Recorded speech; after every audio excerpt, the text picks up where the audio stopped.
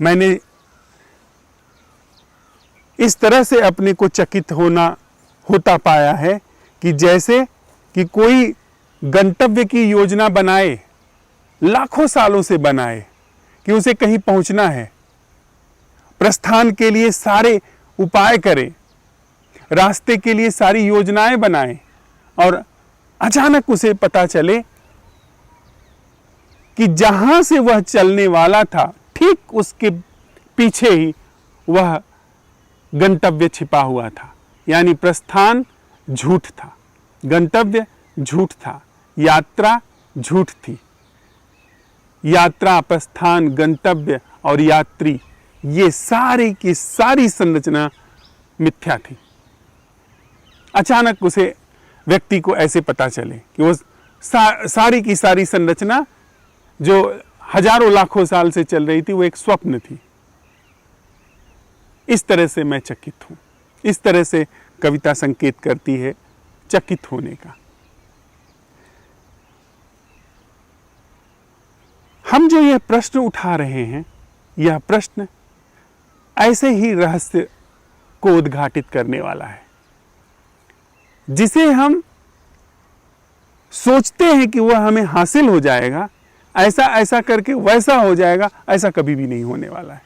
बल्कि ऐसा करने की कोशिश में हम जो सत्य है उससे कहीं और जा रहे हैं, कहीं और पृथक हो रहे हैं। तो फिर एक ही उपाय बनता है कि सारी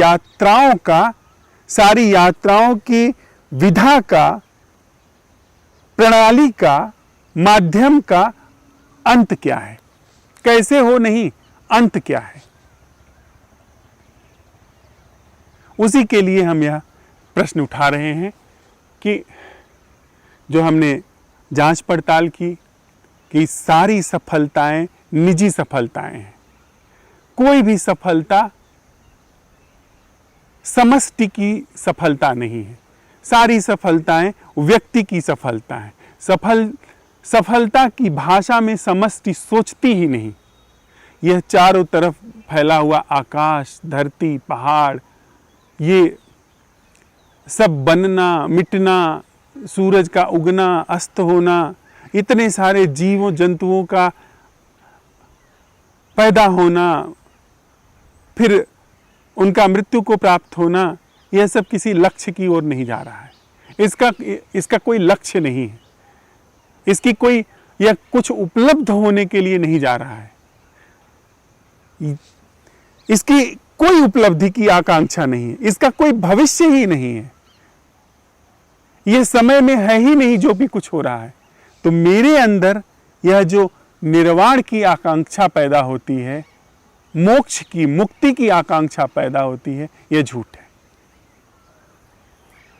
यह मैं नहीं कह रहा हूं, यह हमारा अन्वेषण साथ साथ चलते हुए हमको दिखा रहा है कि निजी उपलब्धि जैसी कोई चीज नहीं होती है जो सच हो। सारी निजी उपलब्धियां झूठ हैं। यदि हम यह देखते हैं कि सारी निजी उपलब्धियां झूठ हैं, हम अगर साथ साथ यह देख रहे हैं, हमारे मस्तिष्क को, हमारे मन को, हमारे पूरे जीवन शैली को क्या हुआ?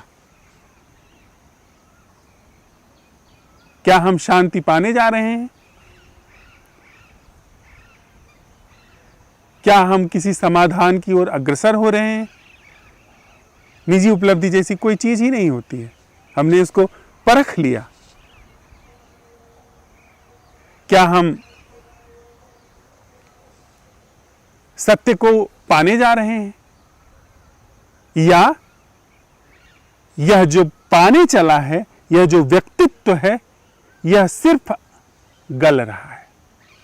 यदि मैं यह देख रहा हूं, मैं नहीं, यदि यह अवलोकन में आ गया, यदि यह परीक्षण में आ गया कि निजी उपलब्धि जैसी कोई चीज नहीं होती है, और हम आप साथ में अपने अंदर यह प्रश्न उठा रहे हैं कि वह जीना क्या है जो उपलब्धि मात्र, जो कि निजी होती है, से मुक्त है।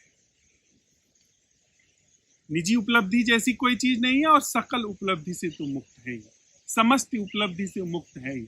वह उपलब्धि की भाषा ही नहीं समझता है, जो कि हम देख सकते हैं, परीक्षण कर रहे हैं साथ में।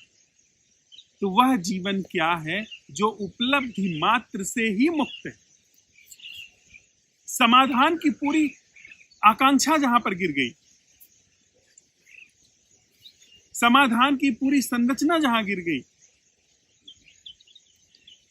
वहां पर अब हमारा अन्वेषण कहां है? प्रश्न तो है, अन्वेषण तो प्रखर है। अन्वेषण वहां पर तब तक वहां पर काम कर रहा है जब तक कि यह पूरी संरचना जो उपलब्धि की है, जो टूट करके अलग होने की है, यह भरपूर विगलित न हो जाए। क्षण भर के लिए नहीं, पल भर के लिए नहीं, गाहे बगाहे नहीं, सोच विचार करके नहीं, जीवन से सांगोपांग रूप से समाप्त न हो जाए, तब तक के लिए यह प्रश्न है। जैसे हम लोगों ने जो बात की कि हम लोग असफलता की वह कला सीख रहे हैं जिसमें सफलता की पूरी संरचना गल जाए। औषधि क्या है? जो रोग को मिटा दे, न कि रोग को स्थगित कर दे। हम औषधि, सम्यक औषधि, रामबाण औषधि किसे कहते हैं? जो रोग को जड़ मूल से समाप्त करे। यदि हमारे जीवन में यह प्रश्न जो हम असफलता की कला सीख रहे हैं, जिसके लिए हमने अब यह प्रश्न उठाया है कि वह जीना क्या है जो उपलब्धि मात्र से मुक्त है, उपलब्धि की भाषा से ही मुक्त है, और इसमें हम असफल रहे। इस प्रश्न के उत्तर को हासिल करने में मैं असफल रहूंगा, इसका मतलब क्या हुआ? भीतर देखिए, अगर मैंने यह सवाल उठाया कि वह जीना क्या है जो उपलब्धि मात्र से मुक्त है, जिसमें कोई उपलब्धि कभी होगी ही नहीं, अर्थात इस प्रश्न के उत्तर की भी उपलब्धि नहीं होगी। भीतर क्या हो रहा है? अर्थात भीतर अगर उपलब्धि की भाषा ही नहीं है, वहां पर मुझे इसके उत्तर की भी उपलब्धि नहीं हो रही है, तो जो उपलब्धि का केंद्र है मैं, वह गलना शुरू हो गया। यदि मुझे मैं तब बचता, मैं तब सिद्ध होता जबकि मैं इसका उत्तर हासिल करने में सफल हो जाता, मुझे यह उपलब्धि हासिल हो जाती। पर हमने साथ में चलते हुए यह परीक्षण कर लिया कि निजी निर्वाण जैसी कोई चीज ही नहीं होती है, निजी समाधान जैसी कोई चीज ही नहीं होती है। यह हमारा चित्त पूरी मनुष्य जाति का चित्त है, यह हमारा मन पूरी मनुष्य जाति का मन है, यह हमारा मस्तिष्क पूरी मनुष्य जाति का मस्तिष्क है। यह मस्तिष्क लाखों साल में विकसित हुआ है। इसकी कोशिकाएं जिस तरीके से विकसित हुई हैं, उसने सारा लाखों साल का जो उसका क्रमिक विकास है, उसके सारे म्यूटेशन इसमें संकलित है।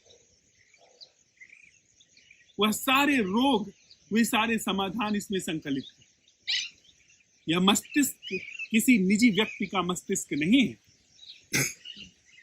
यह मन किसी निजी व्यक्ति का मन नहीं है। मन का अर्थ, मस्तिष्क का अर्थ वह कोशिकाएं जहां पर सारी चीजें संचित होती हैं, और मन का अर्थ वह पर्दा जिस पर मस्तिष्क की कोशिकाओं से वह सब कुछ जीवित सा भासित होता है।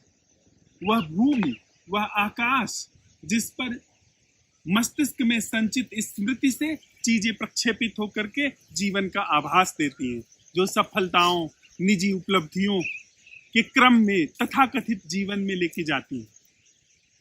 वह जो पर्दा है, वो अलग थलग भासना उस पर्दे का, और वह पर्दा यह पूरी मनुष्य जाति का पर्दा है। इसका ढंग है कि यह अलग थलग तरीके से दिखाता है, और यह ढंग दुनिया के हर इंसान के मस्तिष्क में अलग थलग दिख रहा है। यह पूरा पैटर्न एक है, पूरी संरचना एक है, और इसमें जो निजी उपलब्धि की भाषा है, वह निजी उपलब्धि की भाषा हर मस्तिष्क में समान रूप से काम कर रही है।